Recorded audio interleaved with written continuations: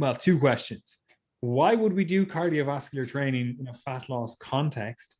And then also, is cardio needed for fat loss? Because you'll also see this, propagated where someone's like, oh, to lose fat, you need to do cardio. It's a necessity, right?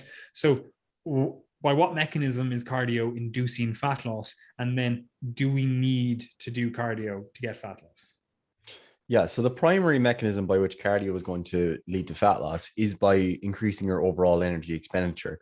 And the reason it's a popular method of doing so is because when you do cardio, you're generally able to do a lot of it, a lot more of it than you would be able to do with weight training. If you were doing, let's say, just lower body resistance training on a given day, you might get um 45, 60, maybe even 90 minutes of productive work done.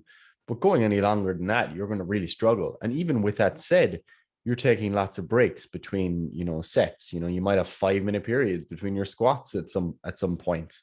So the amount of actual work that you're doing is not actually that significant if you count up the overall time. That doesn't mean it doesn't burn plenty of calories. It does. And as per the last episode, you absolutely should be lifting weights.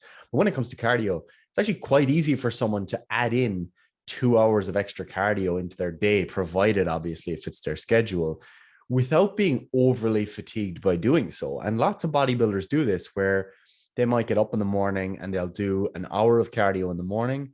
And then after their weight training workout in the evening, they'll do another hour of cardio. So you might be burning, let's say, 400 to 600 calories during each of those cardio sessions. And now you've bumped up your daily energy expenditure by around 1,000 calories or so, assuming all else is equal.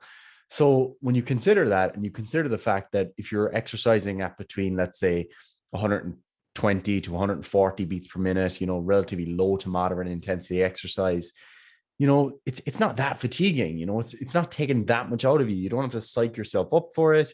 You can probably do it fasted if you're not well fueled.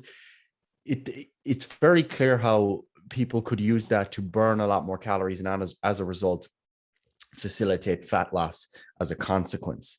That's the basic rationale. There's further rationale that people might have, such as if you do certain modes of activity or certain modes of cardio, that you burn more energy throughout the day. And the classic example of that is that when you do interval training or more anaerobic type exercise, there's somewhat of an increase in the amount of oxygen that's consumed or energy that's burned after the activity.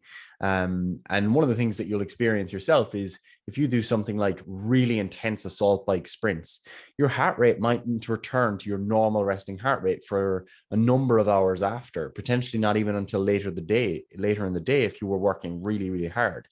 So as a result, you are burning more energy during that period of time.